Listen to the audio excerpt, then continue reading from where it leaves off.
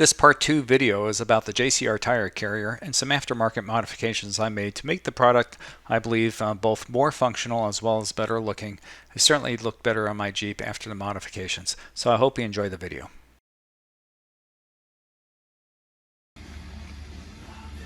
Working now on the license plate bracket. I'm just not a fan of any of this stuff. It's so makeshift, it's amazing. So I think I'm going to use this piece and try to get the bracket down into the bottom of this bumper here using some custom brackets that I likely will need to weld on just to make this kind of work better. Putting it up here just doesn't make any sense when you spend as much money as you do on rims to cover up the rim. So we're gonna do some I bought some additional parts, and this is the stuff they included, which is, I hate to say it, it's kind of garbage. So I found a company that does make a camera extension kit with a actual real camera nose, extended fiber wire, and all the brackets to make it work. And even includes some cabling protection. So I'm going to go ahead and use this kit, which set me back another $110, but relative to the stuff that they included, this is just a far better answer. And I think what will happen is I will get this to mount in here correctly. So now I have a real backup camera sitting in the nose of the tire. And then for the actual backup light, sorry for the camera moving back and forth, but I picked up this round disc that will shine through the rim holes. So in theory, with those big round holes in the round disc, I think it'll look kind of cool. And then finally, my intent is to have this as an opening gate where I could use a pin back here. This pin's too long, I'll get a shorter one, but yeah, the pin locks it in really tight. And then to alleviate the stress of this door not opening fully, I can remove the pin and I'll route the camera and brake light cables down into the apex of that pivot and up to the door. So I'm gonna start working on this and see where this goes. But I feel like I'm heading down a much better path than that was offered to me by JCR, which once again, engineering on that one just isn't well thought through. If you observe the install that they give you with the extended arm to hold the rim in place, on a rim that has the correct offset, you're going to quickly notice that there's just nearly not enough mechanical leverage to hold it in place. And what further is a problem with what they did at JCR was it's a 3-bolt setup on their setup, and both the threads and the nut are a different size than the OEM, requiring you to carry a separate tool if you got a flat tire, which is absolutely silly. And then you have a different thread pattern, so that means you can't use locking nuts on it if you have locking nuts on your spare tire as well as your OEM tires, or the tires on your actual axles. So this 2-inch offset here is a standard offset, and if you were to take their 3 studs and put them in here with their non-metric thread and odd size bolts, you can actually put this in place. It does a few things. One is it shortens the length of throw that you would have on their device, which is going to increase the mechanical efficiency of it, as well as it will isolate the bolts that are not threaded the same as the axles. And then finally, this gives you 5 bolt pattern coming out of your rim on the back tire. So that does a few things. One is aesthetically, it looks a lot better. And more importantly, the nuts on this are the same thread as the ones on your axle. So now you're using the same tools to change your spare tire, as well as you can use the same locking nuts. So again, you know, the poorly thought out plan that JCR had on this whole device was pretty amazing that they even put it to market. But what I would say is this will actually fix all those problems. And just coincidentally, I had to buy 4 of these suckers. So if you're looking for one, just send me a private message and I'll be happy to send you out one for the price of whatever I paid for it.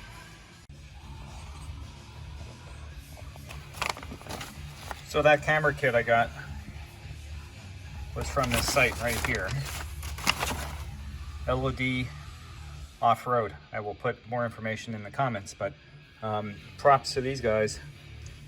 I'll tell you what, this is a perfect little kit. Does everything I wanted to do. Comes with plenty of wire strapping. I'm real happy with this deal. I think it sent me back about $100 or so. Looks like this will work pretty good.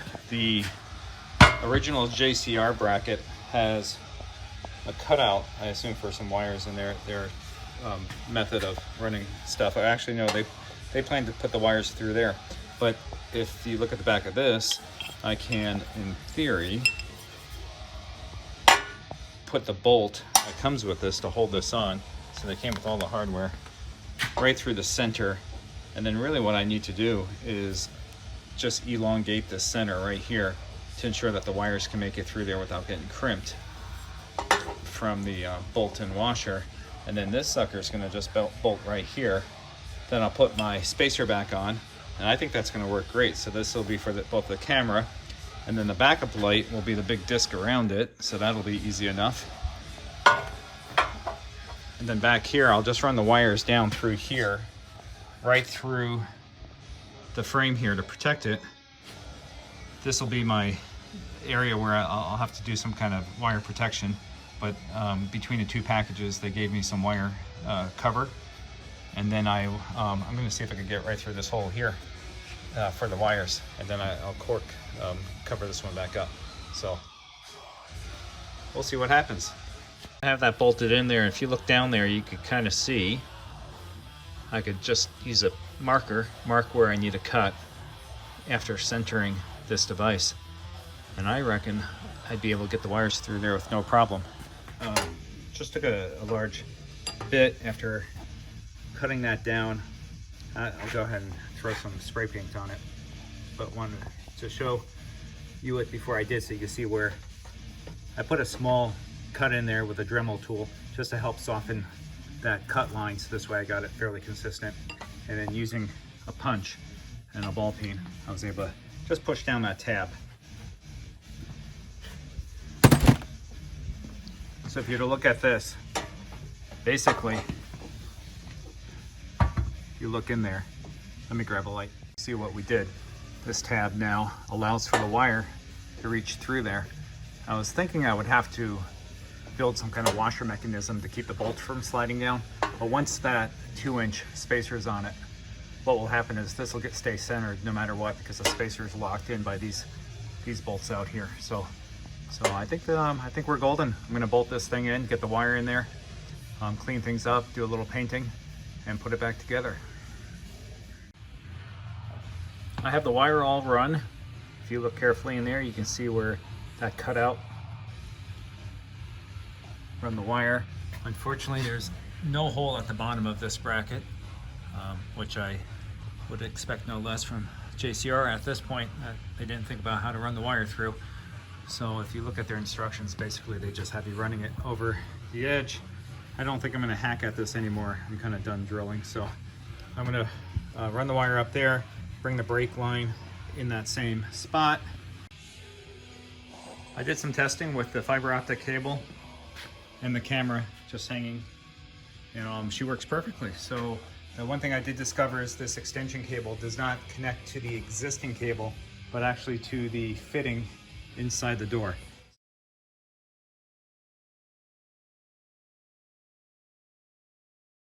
I'm going to go ahead and splice these shields together. So this shield came from the JCR kit, which is about 12 inches, maybe 18 inches of more rigid Smurf tubing, and this the snake skin one came from the LOD Offroad kit.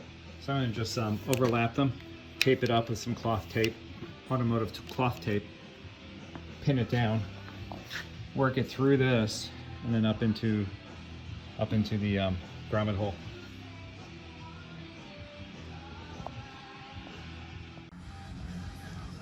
Wire's been run, strapped down.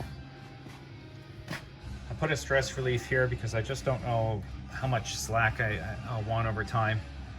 And then she goes right up in there into the new grommet. I think the hardest part of this was getting the dang wires through the grommet. Then it's going to come down. I'll finish strapping that up, but it'll basically run right over here and tie into the power. So I like this a lot because now when this door opens auto, auto opens, I just leave the pin in. But there are times where I want this thing to open fully. I'll be able to release the pin, let it out fully, and then have independent hinges on here. I might put one more piece of protection on this just to keep that really nice and safe. I'll be splicing into the brake circuit. In this case, the white with green stripe is the hot wire, so I'll put red on that one. And the black with the, I guess, yellow stripe is the neutral. So I'll put the black on that one. I personally use solder on all my splices for all the lights on the vehicle and everything. I basically tie in to this harness, I solder it, and then I use a glue-based heat shrink to keep the moisture out. In this case, I won't be heat shrinking it, I'll simply tape it since it's pretty well protected. A quick solder splice.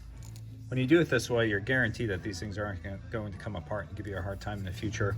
And in this case, I'll just put some cloth tape on it. And if I ever wanted to cut the circuit, all I would do is cut those off, leaving a cloth tape in place. I want to be more clear. I actually separate the two conductors in there with standard electrical plastic tape. And then once I put a layer of plastic tape across the hot, then I went ahead and covered them both with cloth tape. Complete. The wheel embedded third brake light was from Amazon for about $40.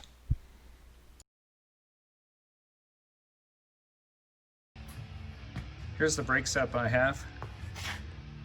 Now I'm simply gonna wire those up. That should work out pretty good. I'm a little torn on whether or not I put this disc behind the spacer or in front of the spacer. If I put it in front of the spacer, it's gonna be all wobbly in the event I do have to take the tire off as a spare. Then I'm dealing with this disc flopping around and a wire in my way. If I put it behind the spacer, it's gonna be permanently mounted there. It'll just be 2 inches further back on the tire, which actually might not be a bad deal. So I'm gonna try it here first, put the tire up and see if I like it. We have her all bolted up. I ran the shielding up there. I used a couple panduits, we'll see how it goes. Feels like it's in there pretty good. My concern is if I don't panduit it up, the fiber cable is just gonna start getting pulled on. So I think that's gonna work out pretty good. Most of this will be hidden by the tire, so you'll never see it. Okay, so this is back on together, and we're gonna go ahead and test a brake light right now. Look at that. Oh, I like that. I think that's gonna be pretty sweet. Oh yes, this will be fun. Very good. So this is basically going to, this bracket that I bent into shape will basically steal a bolt from the trailer electrical, and then you can see I have a nut balanced up in there. I'm going to try to get my finger up in there and get this screw started, and then have a second spot anchor point. And once I have that bracket coming out, then I will basically have a spot to mount this license plate if it all works. So I think what I'm gonna do is I have this carriage bolt that actually fits up here really perfectly and will lock in a downward facing stud that will hold that bracket just fine. So to get it in there, the only opening I have is behind here, but I'll fish this through the hole. I will get the carriage bolt on the tip of this thing with a little piece of tape and then fish it back out this hole. I know that sounds funny, but you only have to do it once, and once it's done, this should work just fine. So basically this, I just fished it through, and then I'll just pop off this tape and got myself a carriage bolt to bolt this bracket on.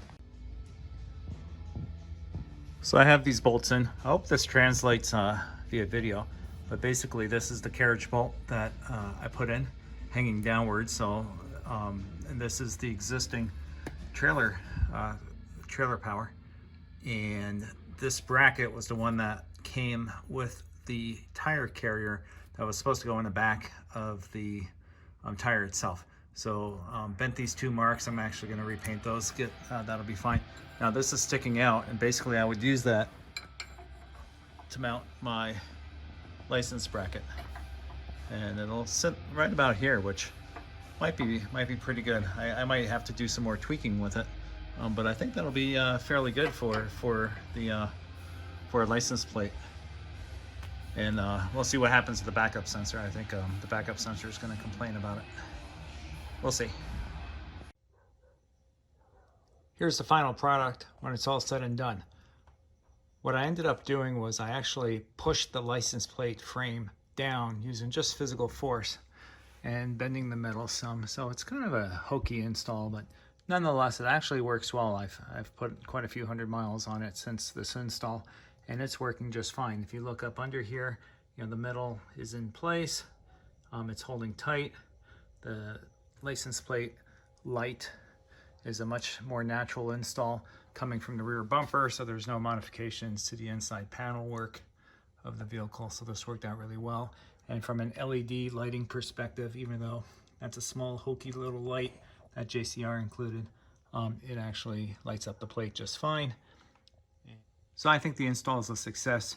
The most important thing I was trying to achieve is I didn't want to rerun the license plate light through the door, so that worked out well because this allowed me to take the license plate wire directly from the rear bumper where it originally was. And then more importantly, I was able to not have the license plate on the back side of the rim covering up my rim. This concludes the video about the JCR tire carrier on my 2020 Rubicon. I certainly hope it was informative and it helps you with your buying decision. By no means did I intend this video to be a total diss on JCR. You know, again, the manufacturing of the product was pretty cool. The engineering just simply stunk, or at least wasn't well thought through. Take some time to check out my other videos. I have one out there with the JCR front bumper where I manufactured some custom 20-inch bar light brackets to hold it in place right in front of the winch. Thank you much. I hope you enjoyed the video.